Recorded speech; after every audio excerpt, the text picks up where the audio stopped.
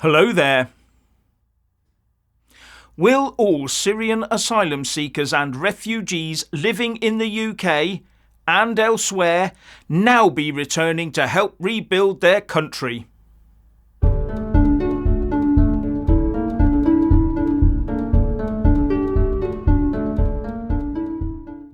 Now that the brutal Assad regime has been toppled, will all those who sought shelter from Assad be heading home to rebuild their lives in Syria? Well, if the celebrations in Trafalgar Square were anything to go by, then the answer would seem to be a resounding yes. The rebels have emptied the Saidnaya prison and uncovered his iron press. But who or what will end up replacing Assad? Question: should it worry us that refugees who are currently living here in the UK would be happy to return to their home country and live under a potentially fundamentalist regime? What does that tell us? Will they go home only to be replaced here by a different tranche of Syrian refugees and asylum seekers, of the Alawite persuasion maybe? And Pat McFadden, who, as the current Chancellor of the Duchy of Lancaster, is the highest-ranking minister in the cabinet behind the Prime Minister, has told reporters that the UK government will be considering the banned status of the Islamist militant group Hayat Tahrir al-Sham, which overthrew Assad. If things stabilise, it will be a swift decision, he said, hinting at an upcoming unbanning of the group. That would mean that Syria could be deemed as a safe country for Syrian refugees and asylum seekers to return to, or be sent back to, or now be refused entry from. Unless the courts can find a way of preventing all of that, of course. But we know next to nothing about the extremely complicated situation on the ground in Syria, with some wondering whether the rebel leader Abu Muhammad al-Jolani, who has very recently dropped that nom de guerre in favour of his real name Ahmed al-Sharaa, really has turned his back on jihad or not, with others saying that by reverting to his real name it is a signal of a more tolerant and peaceful future for Syria. But only time will tell. The US President for now, Sleepy Joe Biden, said that some of those in the rebel group had their own grim record of terrorism and human rights abuses, but that we've taken note of statements by the leaders of these rebel groups in recent days, and they're saying the right things now. But as they take on greater responsibility, we will assess not just their words, but their actions. And he ordered precision airstrikes against ISIS targets in Syria to press home the message. And Israel has taken a buffer zone of Syrian territory in the Golan Heights and destroyed rocket launchers and chemical weapons facilities in Damascus to prevent them falling into the wrong hands. How long before the rebels turn their attention to the Golan Heights and Israel's new acquisitions?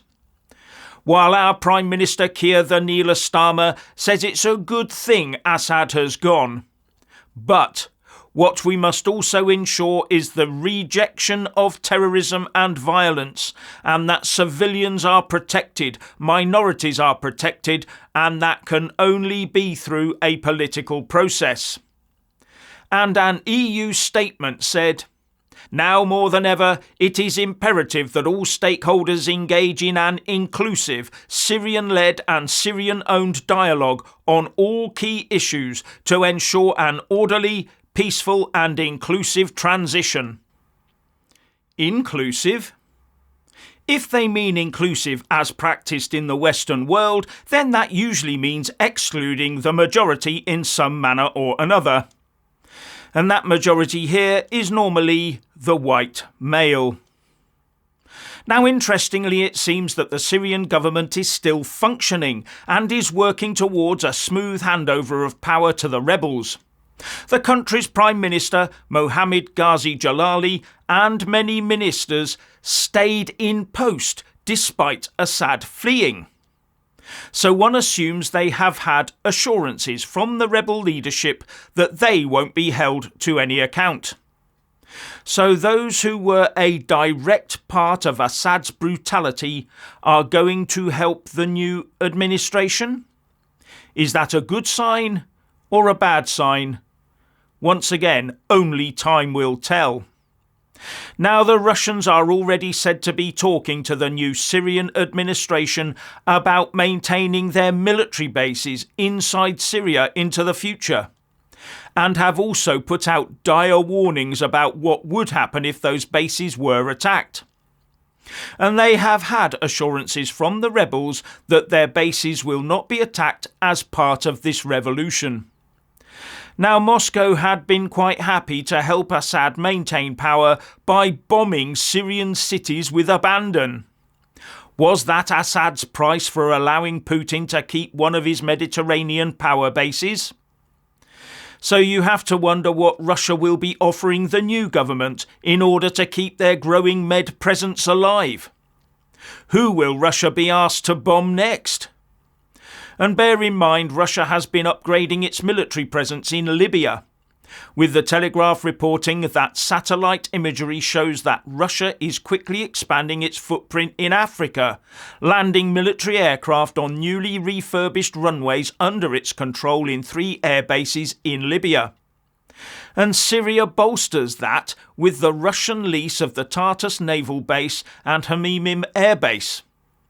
Putin will not want to lose those, although giving refuge to Assad and his family might not be quite to the taste of the rebels.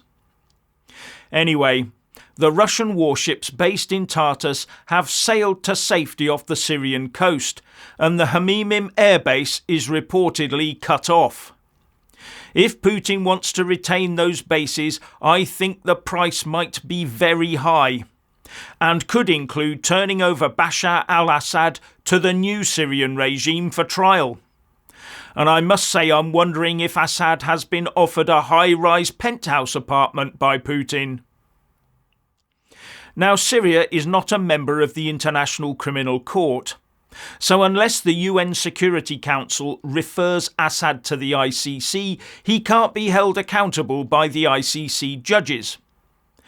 But with Russia in a position to veto any such move, there is little to zero chance of that happening.